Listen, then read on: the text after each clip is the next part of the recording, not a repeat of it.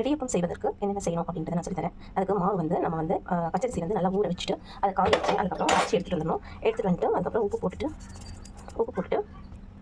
அதுக்கப்புறம் அதை நல்லா கலந்து விட்டுக்கோங்க. கலந்து விட்டுட்டு நல்லா சுடு தண்ணி வந்து நம்ம வந்து அடுப்பில் வச்சுருக்கோம். அந்த சுடு தண்ணி எடுத்துகிட்டு அதை கொஞ்சம் கொஞ்சமாக ஊற்றி நல்லா கிளறி மாவு பதத்துக்கு எடுத்துக்கோங்க. நல்லா மாவு பிசைஞ்சு இந்த மாதிரி ஒட்டி வச்சுக்கோங்க. இந்த இதில் குழலில் போட்டு நம்ம பிழி எடுத்து சரிங்க. இதில் நல்லா எண்ணெய் தடவிக்கோங்க. தடவிட்டு அதுக்கப்புறம் இதை எடுத்து மாவு எடுத்து இதெல்லாம் வச்சுட்டு அதுக்கப்புறம் பிழியணும். எண்ணெய் தடவிட்டு அதுக்கப்புறம் பிழியணும். சொல்ல வேண்டாம்.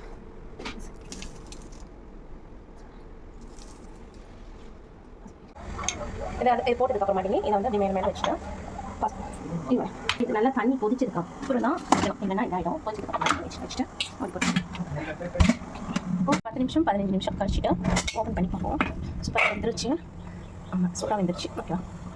இங்கே பாருங்க, எடுத்துட்டேன். எவ்வளோ சாஃப்டாக உதிரியாக எப்படி இருக்குது பார்த்தீங்களா? சூப்பராக்கா ஏங்க எவ்வளோ சூப்பராக அப்படியே பொழுது எவ்வளோ சாஃப்டாக இருக்கும். இது எப்படி அப்படின்னு சொல்லிட்டு பார்த்தோம்னா நம்ம வந்து சுடு தண்ணி ஊற்றி தான் இது வந்து செய்யணும். இதில் இந்த மாதிரி மாவு வந்து நம்ம வந்து வறுத்து கூட செய்யலாம். அதுவும் ரொம்ப நல்லாயிருக்கும். ஆனால் இந்த மாதிரி செய்யும்போது ரொம்ப சாஃப்டாக நமக்கு சூப்பராக கிடைக்கும். இது கூட நம்ம என்ன சேர்த்து சாப்பிடணும் அப்படின்னு சொல்லிட்டு பார்த்தோம்னா இது கூட வந்து